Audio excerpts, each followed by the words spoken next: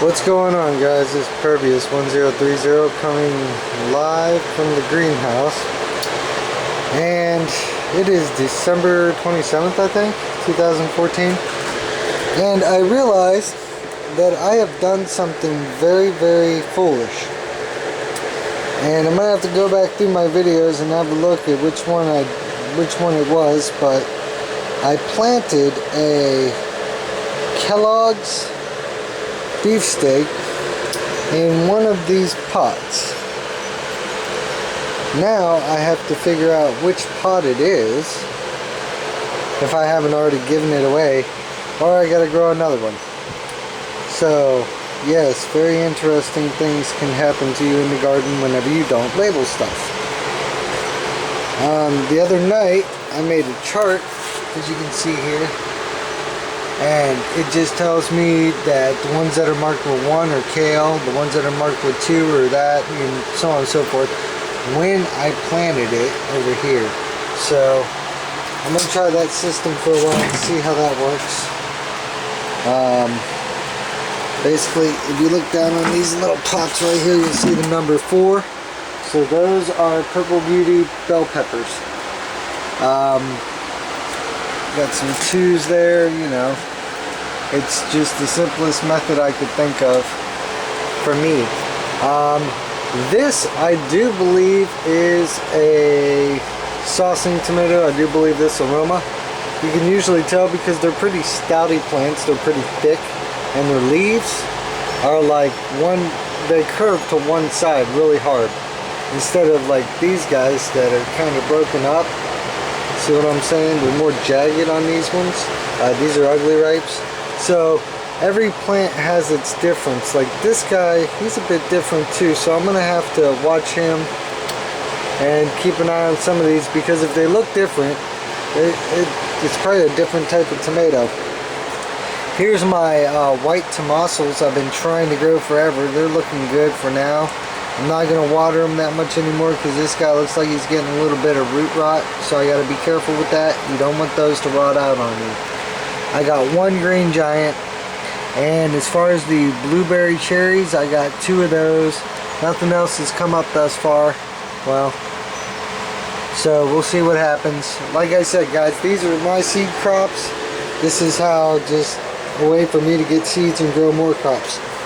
I encourage everybody to grow as much vegetables as you can in the area in which you are allotted, and your own seed. That way you always have seed access to good seed. See, these are cantaloupes, and these buggers have crawled right up my tarp.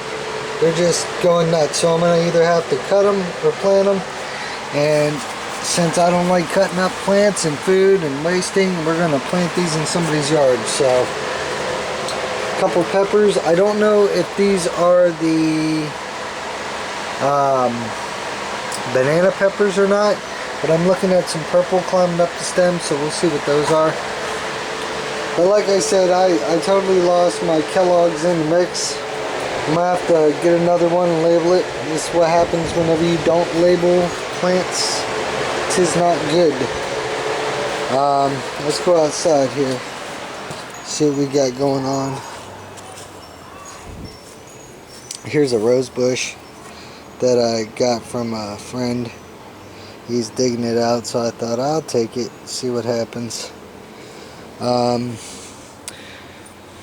Okay, got a lot of stuff going on here. I cut back all of my turnips. I'm probably going to pull these because they just didn't do good at all. I mean, I got a lot of greens, but with the greens came a lot of bugs, so I'm not even trying to mess with that. I'm going to just compost them, get stuff pulled, and get some compost in here, maybe lay some leaves down so other things can grow and moisture is kept. You know, I gotta admit, I'm totally baffled as to what these are, because again, I did not properly mark them. I know I got some of those carrots that are in there, but I did not properly mark these ones, and I don't know if these are rutabagas or if they're kohlrabi, because rutabagas come up a little bit different than that. Any rutabaga I've ever grown, but the tops are really, really interesting. They look like they'd be a good green to fry up, but we'll see. Now here's something exciting. My black inking corn is actually getting a stalk in there, so I'm gonna baby that thing with everything I got and make sure that it's getting a supple amount of pollen. It's very important that that happens, because if you do not pollinate your corn, it will not produce. The silks come up and they get everything that they need as far as pollen goes from these that have fallen off, because they still got a bunch of pollen on them. Alright, moving on. Bugs were just hellacious on the corn. Here we have pepper plant. I do believe it's a jalapeno. It's getting ready to flower. This is not a jalapeno. This is something totally different. See how much darker it is? I don't know if that's a bell or a... it doesn't look like a bell because it's too dark, so it's probably some kind of... oh, there's a little one right there. Yeah, definitely not a bell. And not a jalapeno either. Oh, it might be a jalapeno. It's still too small to tell, but it's definitely darker than these. So that's something to look at. These also are darker. And we're getting little fruit. Now this guy over here, see, totally different pepper. Let me show you there. Check this out. Alright, where's here? There it is. See, so totally different pepper. And here's another one of these. And it looks like it's going to be a rutabaga, but it's got a long way to go. Here's another couple peppers down here with this carrot. There we go. And there we go. I kind of just cross planted everything to see how it would work, and so far it worked good. I mean, the peas are loving the shade. You know, a lot of these are cool crops, so that's why they're over here, but I got a couple warm crops over here as well. They seem to do fine in the shade. There's a beefsteak tomato. That thing's going to be awesome. Just try to get all these other flowers off of it. Leave one flower. If you guys want to grow big tomatoes, just pinch off all the competition. Now that'll be a giant. I mean, it's a pretty simple practice for beefsteak tomatoes, nice sized ones. My beans are coming up. I don't know which one those are. I think those are the purple potted climbing beans. We'll see. Now these carrots,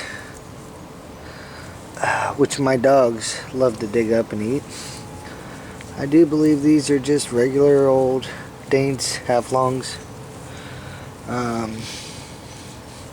But I do have black Spanish carrots over here, which I want to check on. See how they're doing. And I'd love to get seed together. They got a long way to go as well.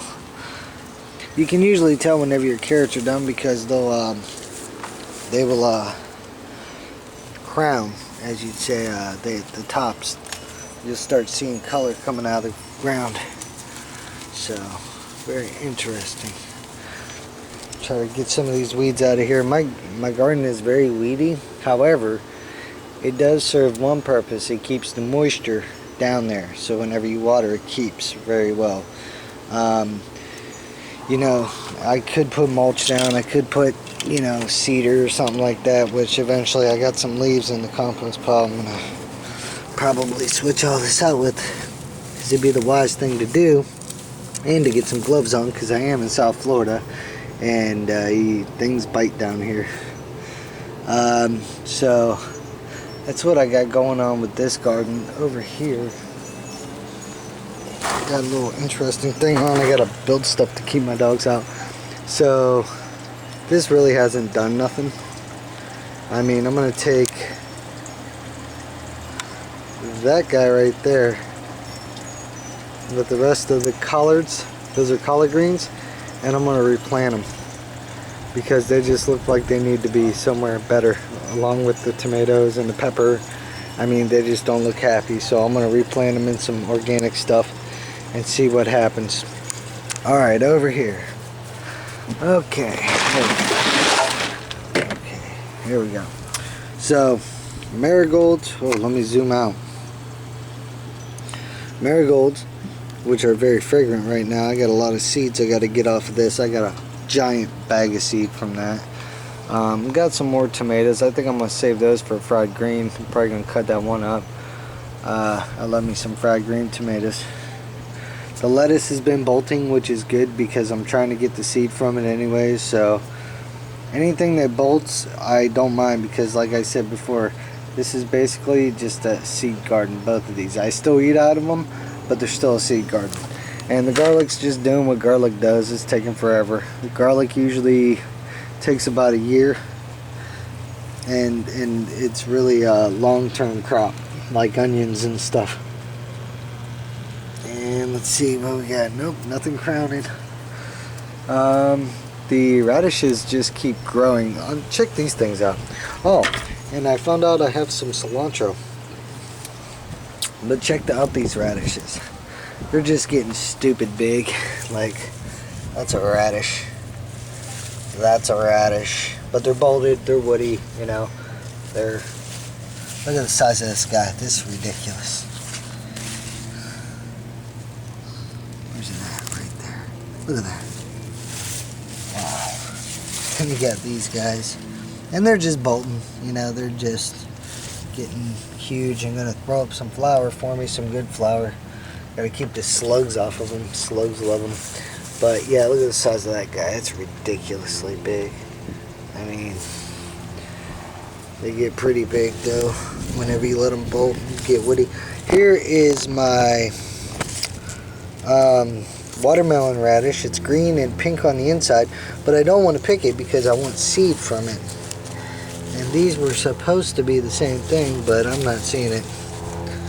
Maybe a little bit right there, but I don't know.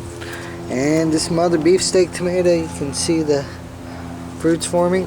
And what's funny is this plant and the plant over there with the funny looking tomatoes like this, they all come from the exact same mother, but they take on different traits. Those ones, the mother plant has very spherical fruit and very symmetrical, they're shaped perfectly. There we go. But these ones are taking on more of a Beefmaster like shape, where it kind of curls on the edges and it kind of looks like it's gonna pop. So very interesting there. Let's see here. These are my beets. These are Chohoga or Cahoga or however the heck you say it. It's a tongue twister for me anyways. Yeah, these are candy stripe beets. That's the other name for them. And you know, a lot of people like taking these things and juicing them and whatnot. I'm just trying to get seed out of these ones. And then as soon as that happens, I'm gonna redo this whole bed and grow something quick and easy. That's what I should have done the first time, but I was trying to get a lot of different seeds at once, and believe me, it is not easy. Let's see here. Okay, got some basil here. This is boxwood basil. If you keep it cut down, and you can actually trim this into like a little bonsai bush. But as you can see, I did not keep mine cut down. I left them seed, and I'm going to continue to let them seed until they are finished. Same things with the ones in the other garden. So kind of works out. But yeah, I got some more beans back there. See a little bean plant. Those are the Chinese red. No, those are the other kind. So. Alright YouTube, this is Pervious1030, Tin Can Gardener. I'll talk to you guys later.